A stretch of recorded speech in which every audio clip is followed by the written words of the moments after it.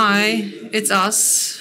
We're going to tell you more about ourselves in a minute, but I need you to know that we've changed the topic of presentation. We are going to talk about why Adobe acquired Figma. No, we are going to tell you how to work more efficiently with your clients and not get tired and make it quite entertaining. But before we start, where's the clicker? That's the first question.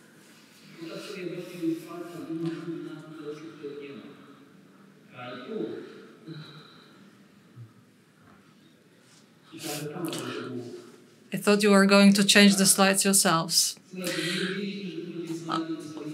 We didn't know that we would have Slido, and we have our own. So if you go to Slido and write Kalarepka or use this code, you can ask questions that we will answer also after the conference. So if anything comes to your mind, just drop us a line and we'll work with that. So generally, if you want to ask anything, you'll get your chance. But before we start, I have a quick question. Who was stressed before the client meeting? Yeah, quite many people. And who managed to deal with that? Worked out some great methods to control the situation and avoid stress? A little less. Like half a hand up. So today we're going to tell you how we manage stress. A little bit about myself. I'm Krzysztof. I have 10 years of experience and I'm in field service management. I manage huge amounts of data and that's what I specialize in. And I am Wojtek. Some of you can know me. Those who don't know me should know I deal with designing services and other freaky internet things. I am an often guest in Design Ways. Maybe you remember me from last year. I'm here and there, and I would like to start with being all over the place because our presentation will be a collection of many strange stories, so please don't be surprised by anything. The first one, story about how I wore a very thick sweater a couple years ago. I worked in a consultancy agency that was like a pioneer institution in UK. And they used eye tracking methods. We had this huge eye tracker. We called him Lucien. And we would drive around UK with this. And one day a phone called and my boss said, Wojtek, Claire is sick. You need to go to this big band and make a presentation about eye tracker. Scotland, minus 10 Celsius degrees, snow. I already burned all the tables and stools in my house to warm up a little. So I dressed in the warmest sweater I had. You remember this film, Boys Don't Cry, and this Grucha who wore this kind of sweater. And Marianne, my colleague, she wore, like purple, thick thighs that looked like half a sheep. So we go with this eye tracker to this bank and we enter the room. Not as big as here today, but very posh. And there are people who are already integrated with their desks, wearing suits and ties, and we enter the room, red noses, this funny sweater, and those tacky tights. We sweat like hell. After this, I couldn't really use this sweater anymore, but okay. So I sit next to this eye tracker, I put the glasses on and take them off. Nothing's working. But we go through the whole process and there are no questions, just grave silence. We come back to the office. Our boss takes us to the room and she says, they called and said that there was some couple of homeless people that came, some strange guy, and we really worried. I was at the beginning of my career. Marianne didn't really take it so harsh, but the client eventually bought this eye tracking from us. But the punchline is that, now telling this story, I have good laughs, but at that moment, I almost got a heart attack. I used to drink back then, and one beer wasn't enough after the whole thing. So what I'm trying to say is that in contact with clients, we usually get very tense whenever there are difficult situations, but it's not necessary because it all passes and it becomes another funny story. A lot of our fuck-ups turn into situations we remember as something funny or a lesson, but nothing really serious or threatening. I have a question. Who worked as a freelancer? Okay, this story is about how I, with an experience of a year and a half as a designer, decided to go freelancing. And there was a client who asked me to help them with a cardiological conference. And there was a tradition that the doctors would prepare printed materials, so you can figure out the bar was not too high. So as a young designer, I thought that, maybe I should have some process. It was like 8 years ago. So I thought I would meet a client, collect all the information I needed, then close myself in a basement and just work on the design until I'm done. And then we'll meet again, make some minor changes, and then send it to the print house. Did it work? Yes, it worked. And the client was just delighted. After the 4th edition, the client said, Krzysiek, I can do it myself. And the reflection I got was like, what went wrong? He was happy about the process. So what went wrong? And the answer is pretty complex, but I'll try to simplify it. So I figured that clients don't really look for contractors, they're looking for partners. And I think this drawing shows this very well. What Krzysztof is trying to say is that you need a partner relationship with your client. Let me give you an example. I've recently worked with an organization that asked me to validate their personas and some other marketing stuff. Low effort.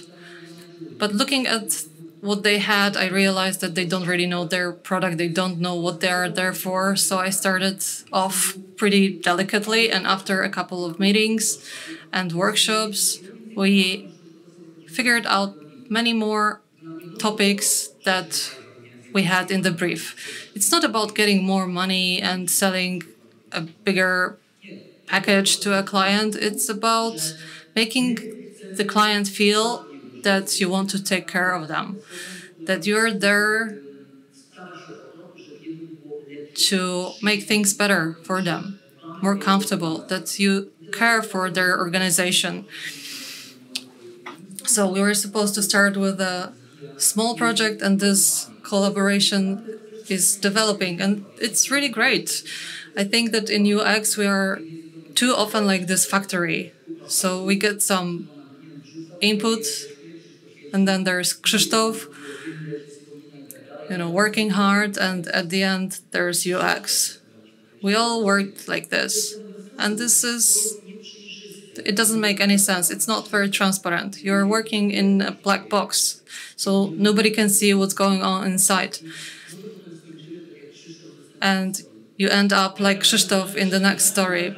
Okay, but you might say, okay, I'm just a designer. I just work on pixels. How can I be a product? I don't know about marketing and sales. That's not my domain.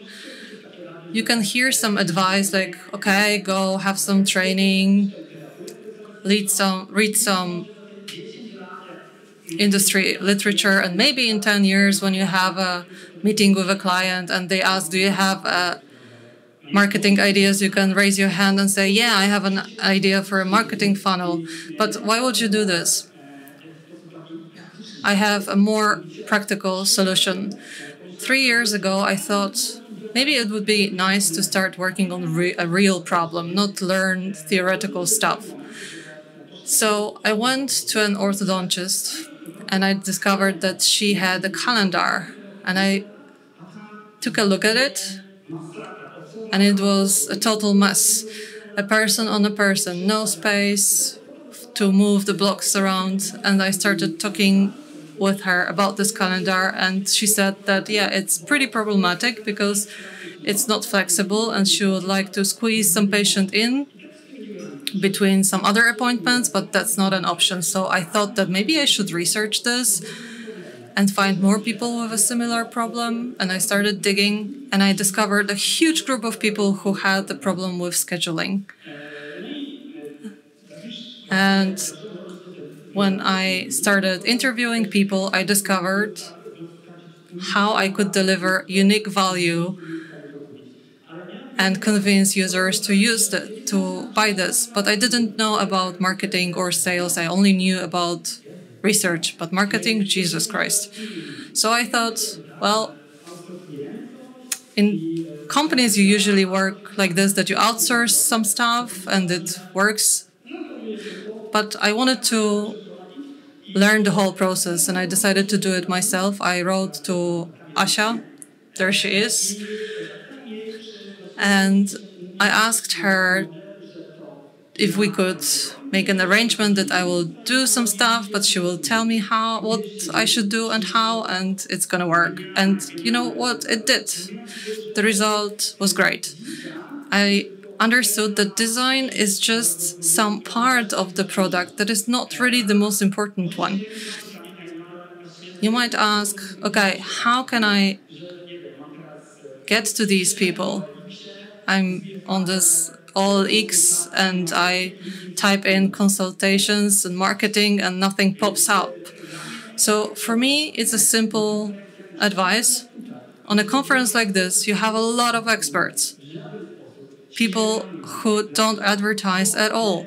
Why? Because this is like a hidden door. We have Wojtek. Let us show you some simple scene.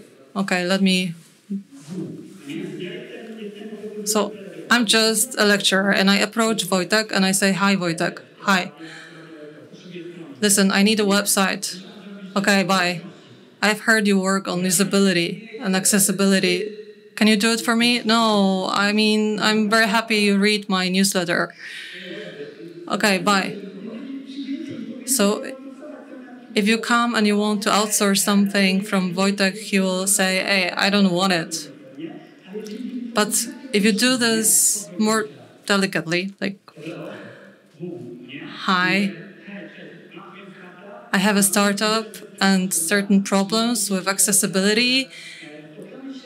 Could we meet? I will show you what we do and you could advise us how we can go through this. I know that you're an expert in this. We're gonna have some consultation. You can give us your rate. Okay, we can work something out. Okay, 2027, but it's gonna work anyway. So this is a hidden door. You normally don't see this. You don't think these people could help you. But consultations are something that people usually go for. So why this magic wand? If you want to find yourselves in the whole process and advise clients as a partner, not just do the design and get rid of a client, but to ask them questions like, do you have a budget for this marketing? If we just do the design, nobody's going to find out anyway. So you should learn about different domains, marketing, sales, and work on a live and breathing product. And how's your teeth? Did your orthodontist help you? Yeah. So as usual, work took over life. Yep. So what we need is to flatten the hierarchy, treat clients like people who are equals to us. These are normal people who take showers in the morning, they sleep and eat, and they have some dreams. It's just that somehow we are afraid of clients. Seriously, I attend such meetings very often, and there are some clients, and we're like very nervous. It's 5 past, maybe they won't come. That would be cool if they didn't show up. Okay, he's in a room in Zoom. Okay, let's let them in. Hi. And, it shows, and the clients feel your nervousness.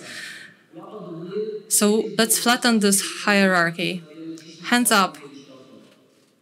Who has experienced this? How did you feel with stakeholders looking at you?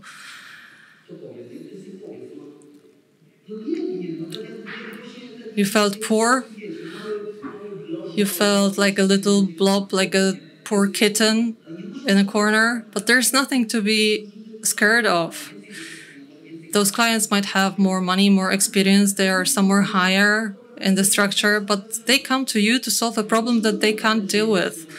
They don't come to you because you smell nice and you look good, or you send them muffins for breakfast. They come because they have a problem and you have a solution, and no one can solve it for them. There's you. And you need to build trust. You need to flatten the hierarchy and level the chances. For example, in workshops like liberating structures, a framework that I really love, or do some other things just to tame your clients. One of my favorite techniques is just working with a client, taking them to this safari with you. There was this case study about a service design team in Disney who wanted to implement a new payment system with a bracelet. And you don't have to pay with a card. But it all required a huge investment in the infrastructure. It's a big deal, and the physical stuff. So they didn't really get too much understanding amongst their stakeholders. So they simulated the whole experience, and they put the bracelets on their wrists, and it helped them understand that it's an experience for real people, that there's mothers with children, some children, playing around with Mickey Mouse. And that's cool. It's just an example, but you can engage clients in usability testing, have them take notes, engage them in recruitment, but do the screening. You can do a lot of other things, take them somewhere, show them something. Just make them understand that there is a field where something is going on, like a safari with tigers and other animals, and work with them. Because the worst thing you can do is being self-reliant. In a minute, we'll tell you about the illustration, but before that, let me ask you, do you know what a hackathon is? Who knows?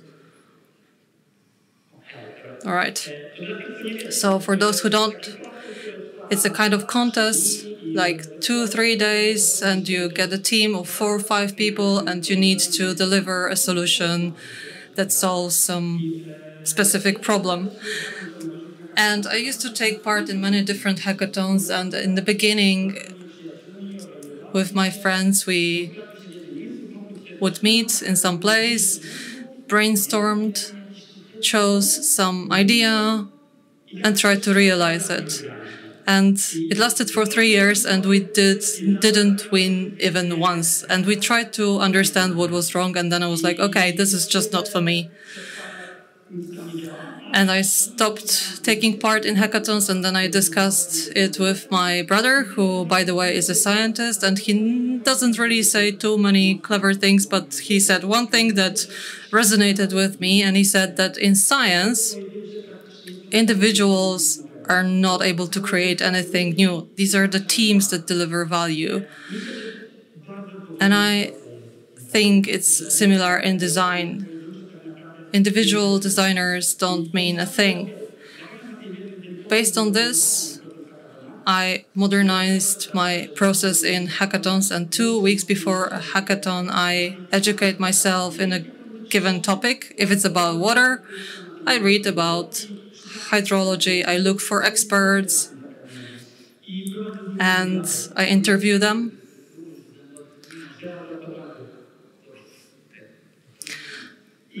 And when I feel like I know stuff, I start participating in the contest because I know that I have people I can rely on. So if you're not an expert, you're just scratching the surface. But if you educate yourself, your ideas become closer to the problems in the given industry. So in the next 3 years, I happened to win some prizes in hackathons. And here comes the advice. Namely, how can you elicit information from experts? The first thing that comes to your mind is probably, okay, we can interview them and we can note things down. If we don't know about their stuff, maybe we should go to some course. But I think this illustration shows this advice very well. Do you know paper RPG? Anyone? Hands up.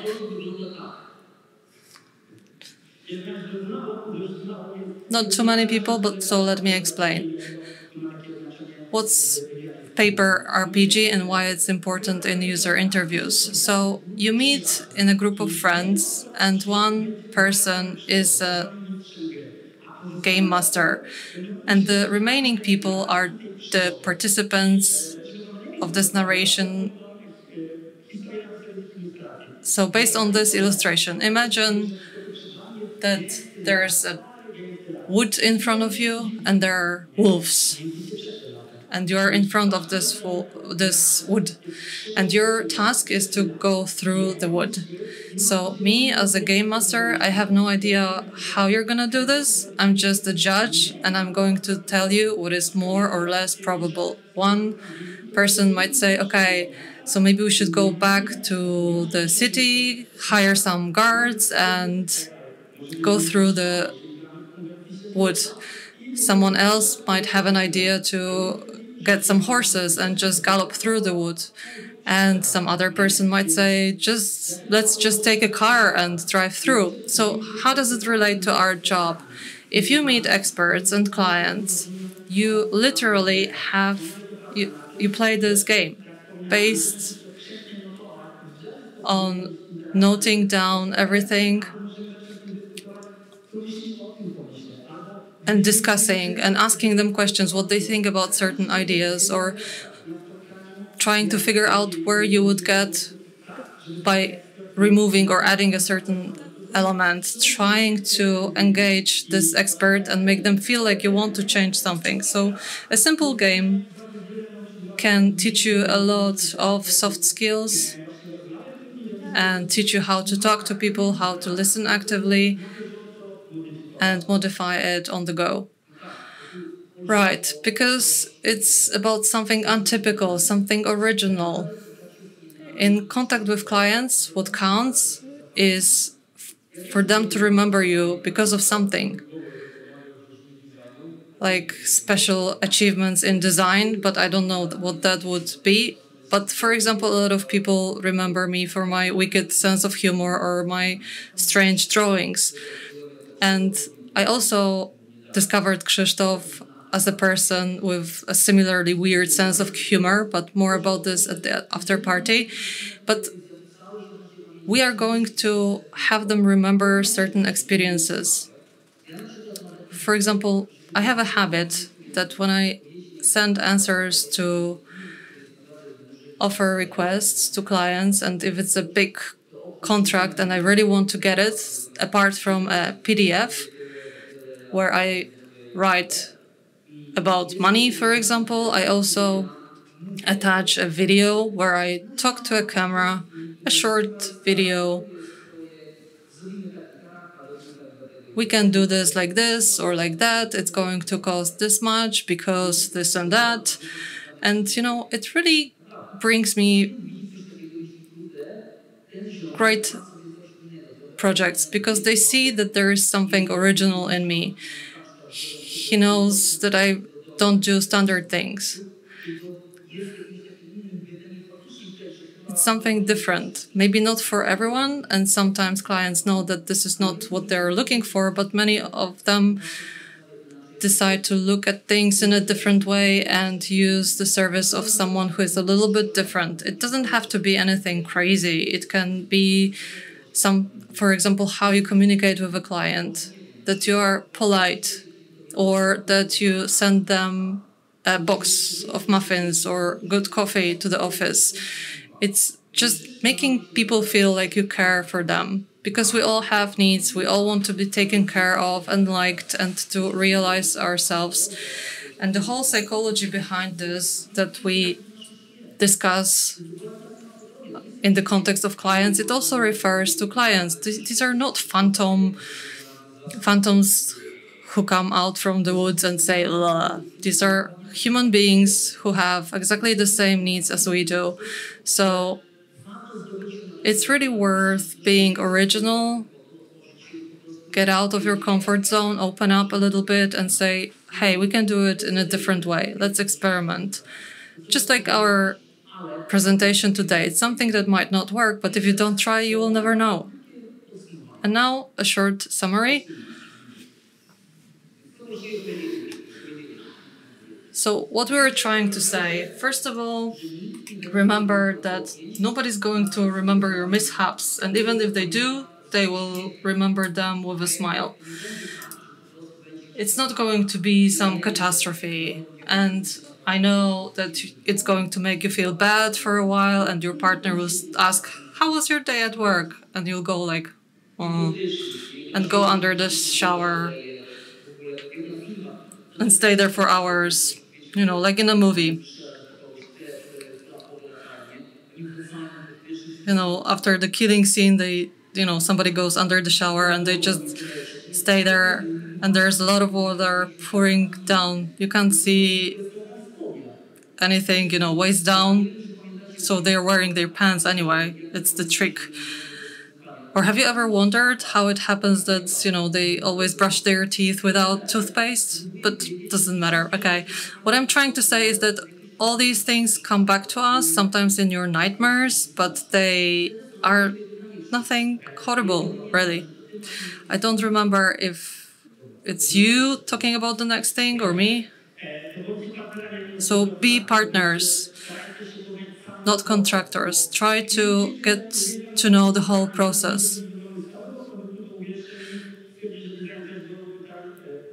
If they don't see the whole process, they will also think that the design was a mistake. Try to learn about, all the industries around design and deliver better value to a client.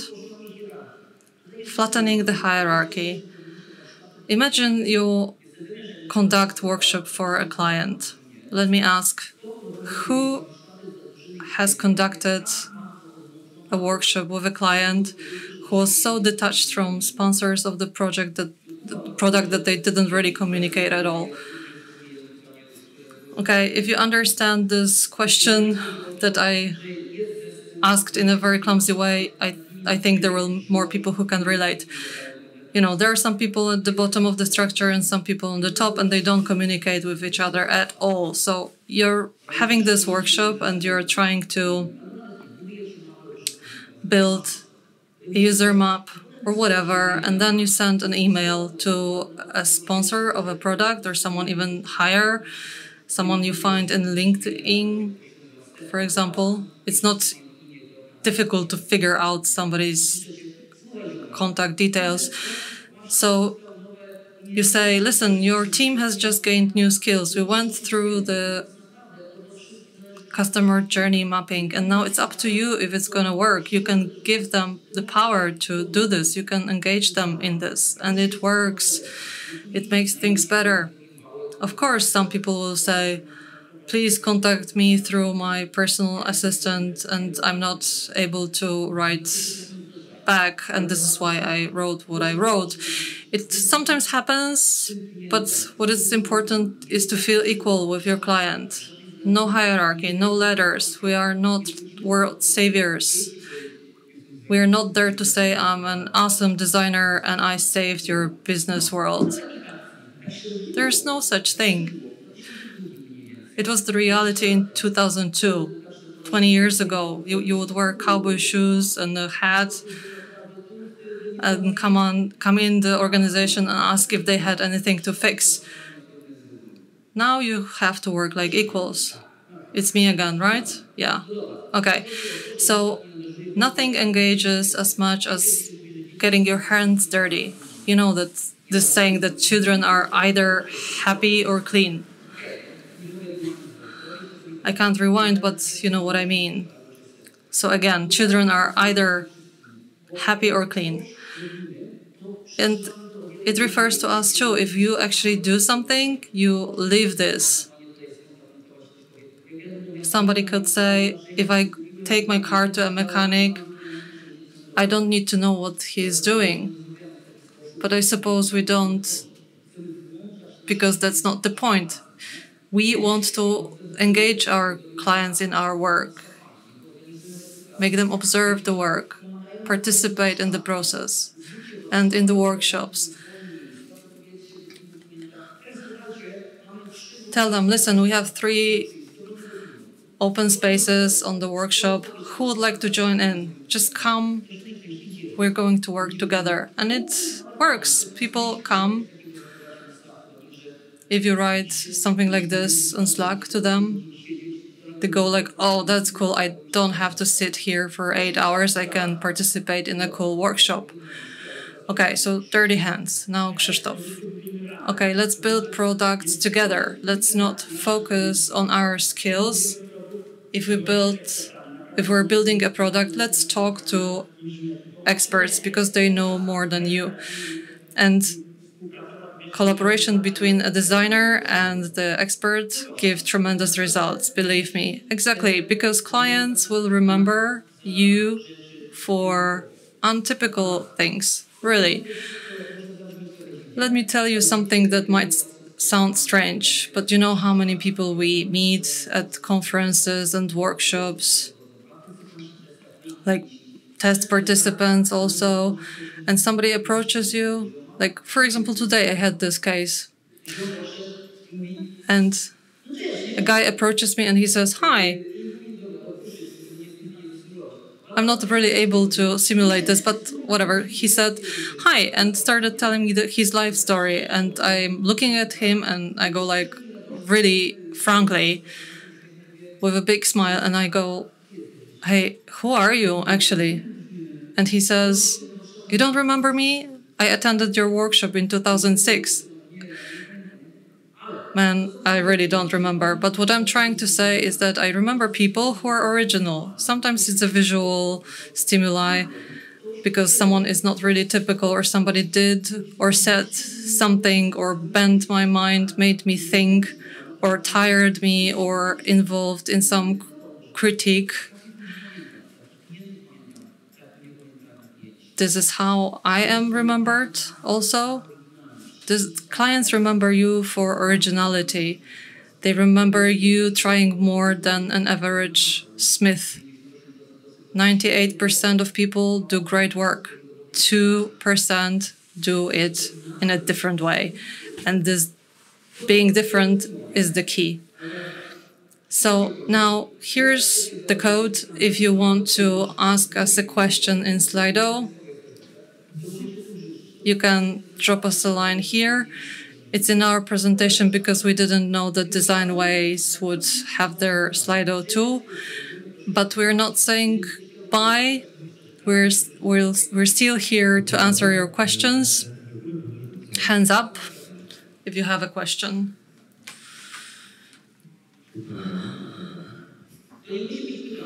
It doesn't have to be a question. It can be a statement. No? Nobody? I check Slido. Okay, we have a first volunteer. Do you have any tip for shy people? Well, as I said,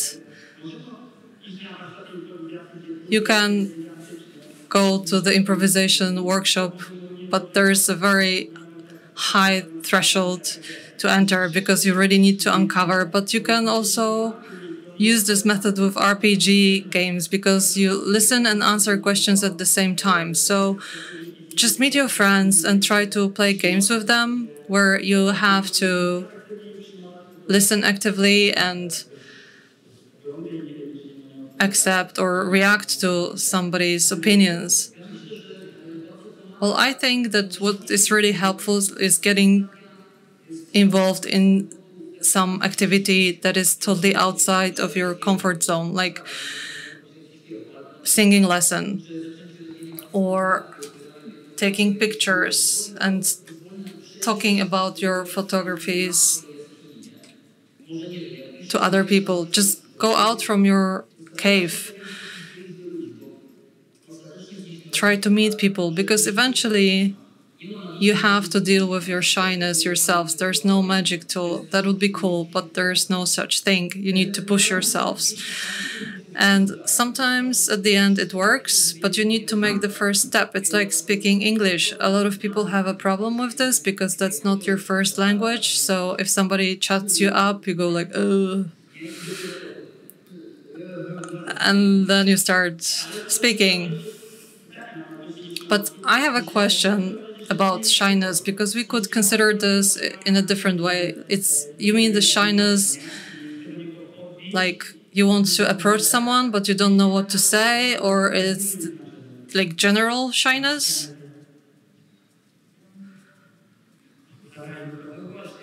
They took the mic away. I think both kinds of shyness are important, but I think this general shyness is even more interesting. Oh my God, let me tell you about the first one.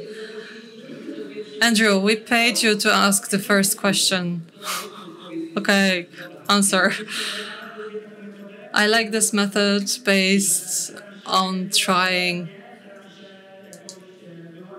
to catch some context they're in. So if I wanted to talk to Wojtek after the lecture, I'd say like, hi Krzysztof, you don't know me. I'm sorry, let's start again. Come on. Hey, nice presentation, I'm Krzysiek.